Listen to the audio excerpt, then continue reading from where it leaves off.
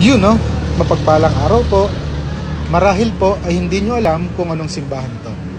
Pero ito po ay aking pinagmamalaki dahil ito po ang kapilya na matatagpuan po dito po sa aming barangay, sa Barangay Sala, Siyudad ng Cabuyao. Ito po ang kapilya ng Our Lady of Most Holy Rosary. Alam niyo po ba, ang dati naming kapistahan ay ginugunita tuwing June 5 at nang malaon, ito po ay napalitan ng October 7 na kung saan ito naman talaga ang kapistahan ng aming mahal na patron.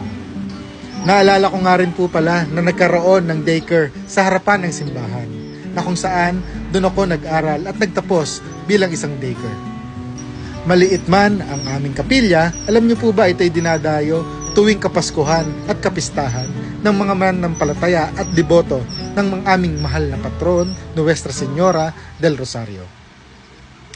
Muli po, ito po ang Our Lady of Most Holy Rosary Chapel ng Barangay Sala, Cabuyao, Laguna.